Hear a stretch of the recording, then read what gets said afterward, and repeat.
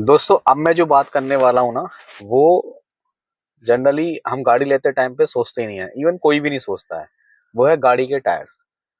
मतलब आप सोचो कि गाड़ी के टायर्स की तरफ तो बिल्कुल ध्यान भी नहीं जाता है किसी का भी कस्टमर्स का गाड़ी लेते टाइम पे। नहीं है कि मेरे को कौन सी कंपनी के टायर गाड़ी में मैं लगवा सकता हूँ जब मैं गाड़ी ले रहा हूँ।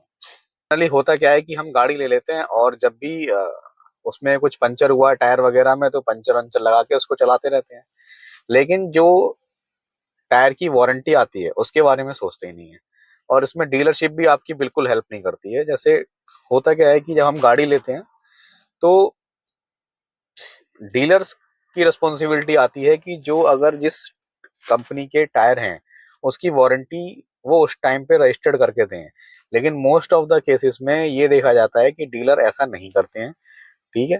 तो जब भी अगर आपको नई गाड़ी है, आपकी नई गाड़ी के टायर में पंचर हो जा रहा है या कोई पंचर बार बार लीक कर रहा है या साइड से कट लग गया है, तो बहुत ज्यादा चांसेस रहते हैं कि आप पंचर वाली दुकान पे जाके उसको ठीक करवाने की कोशिश करते हो। आप वारंटी के बारे में सोचते ही नहीं हो।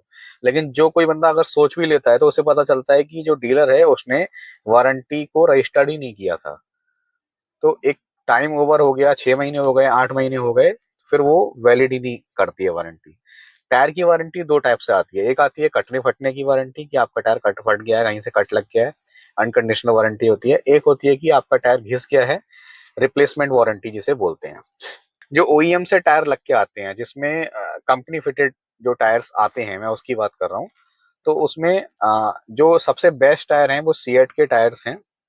मेरी जो नेक्सन एम्पावर्ड 45 है उसमें भी सीएट के टायर्स लगे हुए हैं। तो अभी हुआ क्या है कि अप्रोक्स 20,000 चलाने के बाद मेरे एक टायर में कट लगा, क्योंकि मेरी जो वारंटी थी वो रजिस्टर्ड थी पूरी चारों टायरों की। तो मैंने उसको मात्र 900 रुपये दे के मैंने वो टायर चेंज करा दिया। ठीक है। क्योंकि मेरी उसमें पूरी अवेयरनेस थी। तो 20,000 चलाने के बाद मेरे को एक नया टायर मिल गया। तो जब आप नई गाड़ी लेने जा रहे हो तो आपने डीलर को ये भी बोलना है कि यार आपको सीएट का ही टायर चाहिए। क्यों? क्योंकि सीएट का टायर जो है 50% तक, अगर आपका टायर, जैसे मेरा टायर 20,000 चलने में 14% करीब घिस गया था। ठीक है। तो अगर 50% तक अगर आपका टायर नहीं घिसा है तो वो कटे फटे की भी देती है, और मोर देन 50% अगर घिस गया है तो कटे फटे की आपको रिप्लेसमेंट नहीं मिलेगी। टायर घिसने की आपको रिप्लेसमेंट वो सीएट फिर भी देती है। और ये जो रिप्लेसमेंट है इसने ये अपोलो एंड जेके टायर्स वगैरह ने देना बंद कर दिया है जहां तक मेरी जानकारी है।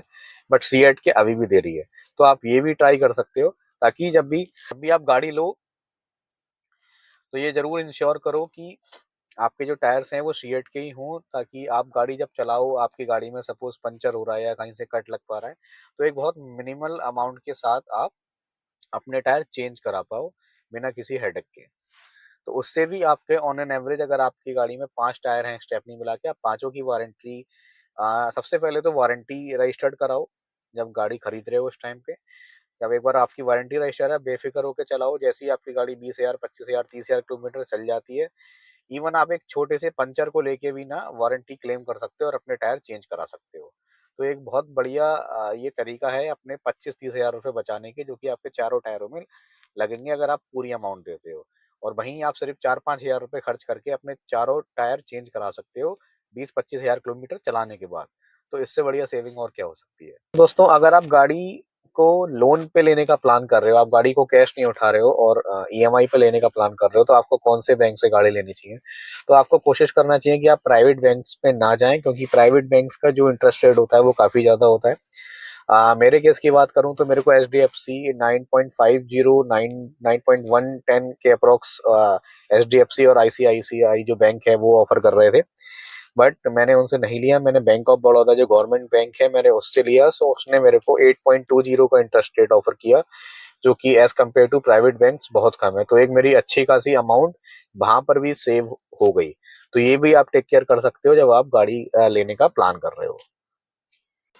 दोस्तों आई होप आपको ये वीडियो काफी हेल्पफुल लगी होगी। काफी सारे इंसाइट मैंने इसमें जो दिए हैं वो आपकी काफी हेल्प करेंगे अगर आप न्यू ईवी लेने के लिए जा रहे हो।